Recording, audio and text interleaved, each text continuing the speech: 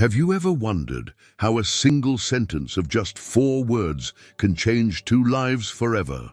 I'm telling you about a true story that took place in New York City in the winter of 2019, and it will shake all your assumptions about judgment and destiny. Imagine the scene. On one side, a 12-year-old girl, dirty and shivering, rummaging through the trash can of one of Manhattan's most expensive restaurants. On the other, a millionaire woman, CEO of a tech company, leaving a business dinner where she wasted more food than she'd seen in weeks. 2 completely opposite worlds, a social distance that seemed insurmountable. But then something happened that no one expected. The girl looked the millionaire straight in the eye and asked a question that would change both their lives forever. And no, it wasn't what you think. What happened after that question will leave you completely speechless, because it challenges everything we know about compassion, judgment, and the power of a second chance.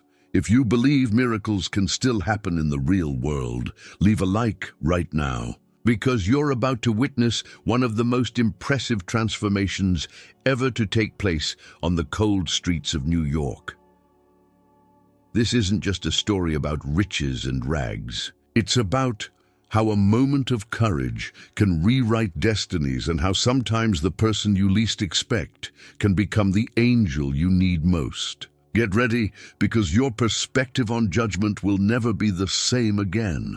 But before I tell you what really happened on that impossible encounter, you need to meet the 2 protagonists of this story that seems like something out of a movie, but is 100% real. It was December of 2019. New York was experiencing one of the harshest winters of the decade, with temperatures reaching -15 degrees Celsius. On the icy streets of Manhattan, a girl of just 12 fought for survival every day. Her name was Isabella Rodriguez. Isabella wasn't just another homeless child. She had a devastating story. 2 years earlier, she lost her entire family in a horrific car accident. With no close relatives, she fled the foster care system after suffering abuse in foster homes. She preferred the dangerous freedom of the streets to the safe confinement of institutions. Across town, in a glass skyscraper in the financial district, Victoria Sterling ruled an empire. At 45, she was CEO of Sterling Tech, a $500 million technology company. Victoria had everything money could buy: a Manhattan mansion, a summer home in the Hamptons, luxury cars, and an 8-figure bank account. Now stop and think with me. What forces in the universe could make these 2 worlds intersect? A girl who collected cans to buy stale bread, and a woman who spent more on a single meal than Isabella saw in entire months. While Isabella fought for scraps of dignity, Victoria wasted fortunes on business dinners where she barely touched her food. Worlds that should never meet, realities that seem to exist on different planets. But fate has its own plans, and sometimes it uses the most unlikely situations to teach the most important lessons. Comment below.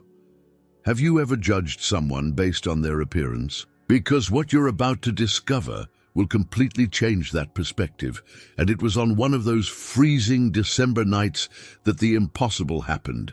The setting couldn't have been more contrasting. Le Bernardin, one of Manhattan's most exclusive restaurants, boasting 4 Michelin stars and dishes that cost more than many people earn in a week. Victoria had just finished another boring business dinner. As usual, she ate only a few bites of the main course, which cost $250. The rest wasted, obviously. For her, it was just another ordinary Tuesday in the life of a successful executive. Meanwhile, outside the restaurant, Isabella rummaged through the trash cans, desperately hoping to find some edible scraps. Her hands were blue from the cold, her lips chapped, but she kept searching. Hunger trumped pride. That's when the restaurant security guard spotted her. "Get out of here, you dirty girl! You're scaring away our customers," one of them shouted, approaching aggressively. Isabella flinched, but didn't move. She knew that if she didn't find food that night, she might not wake up the next morning. At that exact moment, Victoria was leaving the restaurant, adjusting her $3,000 fur coat. She saw the commotion, saw the security guards surrounding a child, and something inside her stopped. Maybe it was the desperate courage in the girl's eyes, or maybe a distant memory of her own difficult childhood. It was then that Isabella did something no one expected. Instead of running away from the security guards, she walked straight up to Victoria and, looking straight into her eyes, asked the question that would change everything. "Can I eat your leftovers?" 4 simple words. 4 words that cut through all social distance between them. Victoria froze. Her first reaction was shock, then disgust, then irritation. After all, how dare a street urchin address her directly? But then something extraordinary happened. Instead of calling security, Victoria stopped. Really stopped. And in that moment of pause, she saw something that shocked her deeply. She saw herself 40 years ago. If this story is touching your heart and making you question your own judgments, subscribe to the channel now. Because what happens next will leave you speechless. Victoria stood there for what felt like an eternity. The icy New York wind bit through the air, but she no longer felt the cold. She was looking directly at Isabella, and for a few moments, it was as if she was seeing through time 40 years ago. She too had been a poor girl, the daughter of Mexican immigrants, who sometimes went to bed without dinner. The difference is that Victoria was lucky. A lot of study, a few opportunities, and a fierce determination lifted her out of poverty. But what if she hadn't had that luck? That's when Victoria made a decision that would shock everyone around her. She looked at Isabella and said, "I'm not going to give you leftovers. I'm going to give you a feast." The other customers leaving the restaurant stopped to watch the scene. Disapproving whispers began to spread. "How absurd! Now call the police. Well, this is going to be a problem." But Victoria completely ignored them. Isabella, for her part, was suspicious. 2 years of living on the streets had taught her that no one does anything for free, especially rich people. "Why would a millionaire help me?" she thought. "What's the catch?" But Victoria wasn't joking. She broke every conceivable social protocol, grabbed Isabella by the hand, and led her back inside Le Bernardin. The waiters panicked. The manager rushed over, trying to discreetly intervene. "Mrs. Sterling, perhaps it would be best to—" he began. But Victoria cut him off with a firm look. "She's my VIP guest. Set the best table and serve the best you have." And so, in a twist no one could have foreseen, the girl who 5 minutes earlier had been scavenging for food in the trash was now sitting at the head table of Manhattan's most exclusive restaurant. The same society that had shunned her on the streets was now forced to serve her.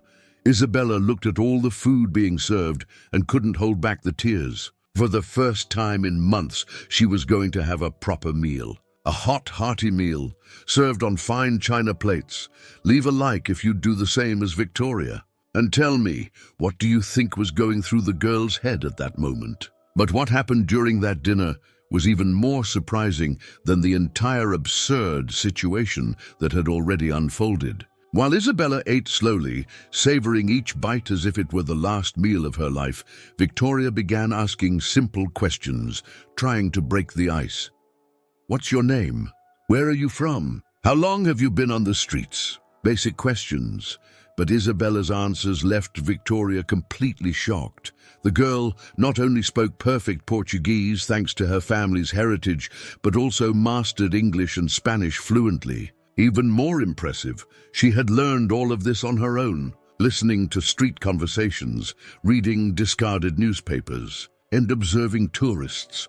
When the dinner bill arrived, Victoria saw Isabella mentally calculating the 20% tip on $342. Within seconds, she said, $68.40. Victoria checked the calculator on her phone. It was accurate. "How did you learn to do that?" Victoria asked, impressed. Isabella shrugged. "You learn math quickly on the streets. If you don't know how to calculate change, people will cheat you." It was then that Isabella revealed her most impossible dream. "I want to be a doctor. I want to help children like me, who no one cares about." She said this as her dirty nails held a silver fork, a contrast that broke Victoria's heart. At that moment, Victoria remembered her own childhood. She too dreamed of being something great too, had potential wasted by poverty. The difference is that someone believed in her, someone gave her a chance, and there was Isabella. Two lives, completely opposite destinies, but the same brilliant potential being wasted by the cruelty of circumstances. That's when Isabella asked a question that devastated Victoria. "Auntie, why did God abandon me? Why was I born in the wrong place?" Victoria was at a loss for an answer. How could she explain the world's injustices to a child who had already endured so much suffering? But then she had an epiphany. Maybe he didn't abandon you. Maybe he put you in my path.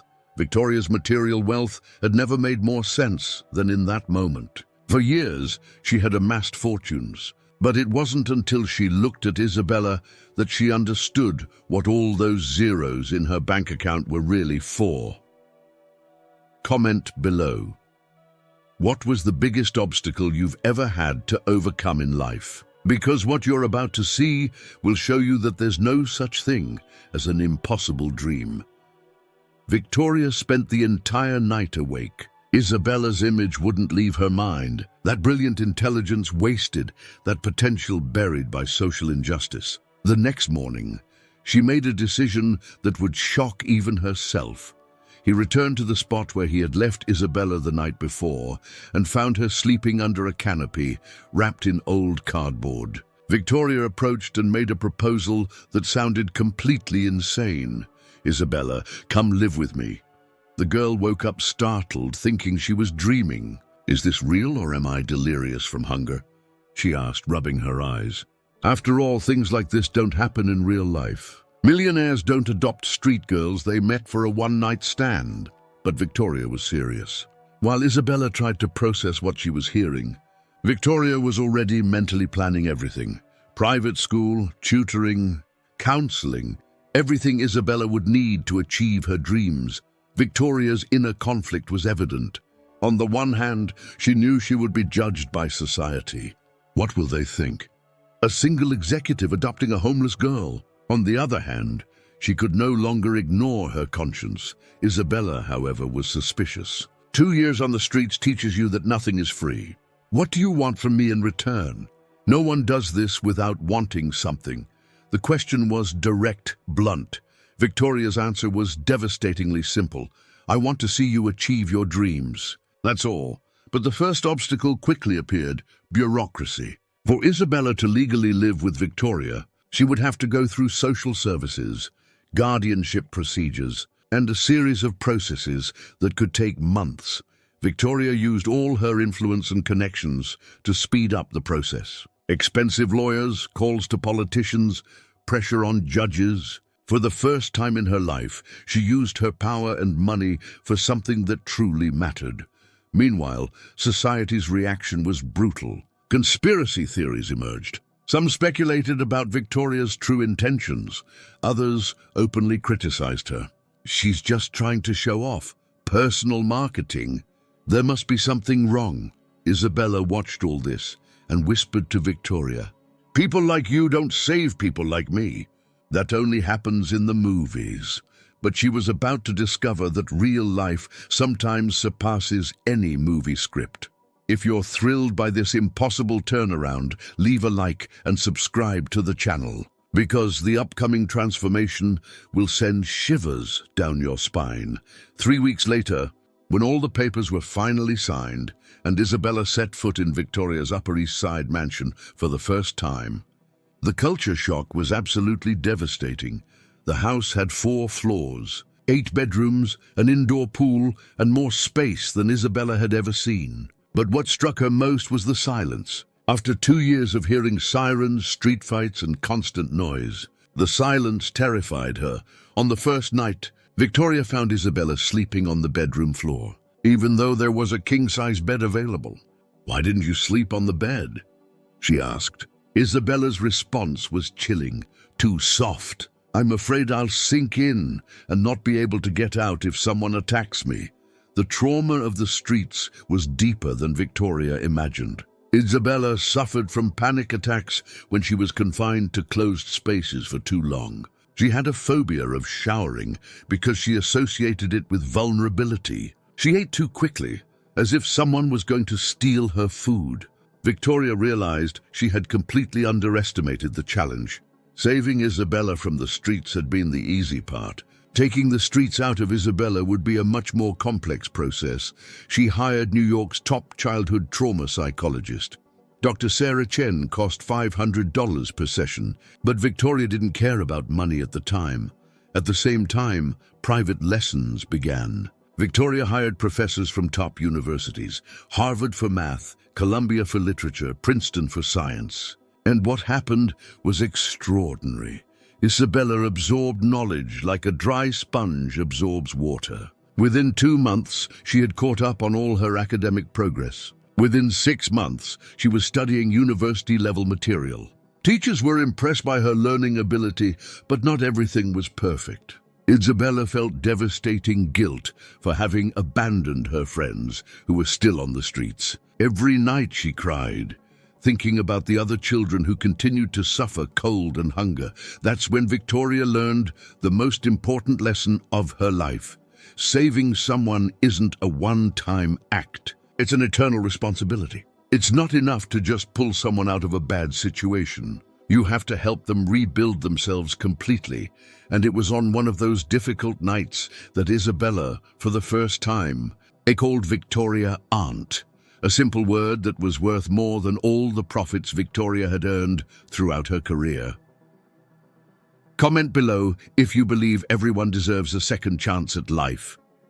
Because what's coming next will show you the true power of transformation. 3 years passed. It was March of 2022, and Isabella was now 15. The physical transformation was obvious. Well-cut hair, quality clothes, straight teeth by the best orthodontist in Manhattan. But the real transformation was on the inside. Isabella hadn't just adapted to upper-class life. She had found her purpose. Instead of simply enjoying her privileges, she became a passionate activist for the rights of homeless children. Every weekend, she and Victoria visited shelters, distributed food, and talked to abandoned children. Victoria watched all this and realized something shocking. In fact, she had been the one who had transformed the most in this process. Before meeting Isabella, her life was empty, focused only on accumulating more zeros in her bank account. Now each day had real meaning. Then came the most impactful moment in this entire story. Isabella received a letter that left even Victoria speechless. A full scholarship to Harvard to study medicine at 16. But the most shocking discovery was yet to come. The university revealed that Isabella had been accepted after writing a scientific paper on psychological impacts of childhood poverty on neurological development. She had used a pseudonym and submitted the paper without telling anyone. The article had impressed professors at Harvard, Yale, and Princeton. A 15-year-old girl who 3 years earlier had been scavenging for a living was now being sought after by the world's top universities. When Victoria read the article, she cried like she had never cried before. Isabella wrote in the conclusion, "Poverty is not destiny, it is circumstance. Every child carries within them infinite potential that just waits for the right opportunity to blossom." The girl who 3 years earlier ate restaurant leftovers was now feeding the hopes of thousands of other children around the world. But the greatest lesson came when Victoria realized a devastating truth. She thought she had saved Isabella, but in reality, Isabella had saved Victoria's empty, purposeless soul.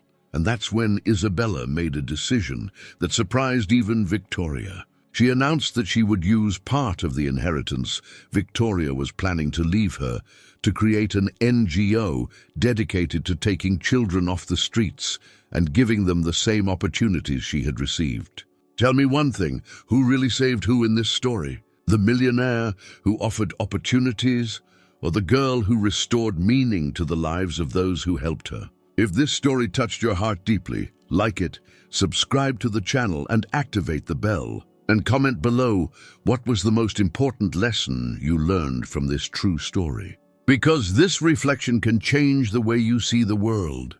And so we come to the end of this extraordinary story that proves that small acts of kindness can truly change the whole world.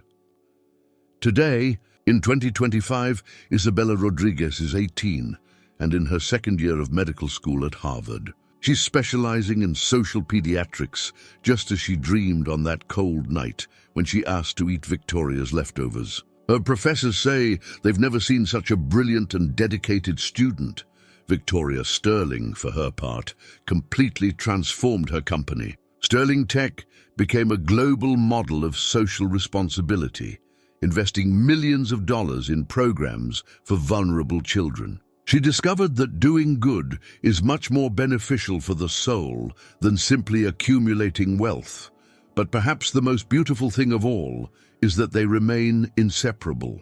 Isabella calls Victoria her mother, and Victoria considers Isabella the daughter she never knew she wanted. 2 lives saved, creating an unlikely but perfect family. The NGO Isabella founded, called Segundas Chances, has already taken more than 200 children off the streets and provided them with quality education, psychological support, and real opportunities for growth. What began as a simple question has turned into a quiet revolution.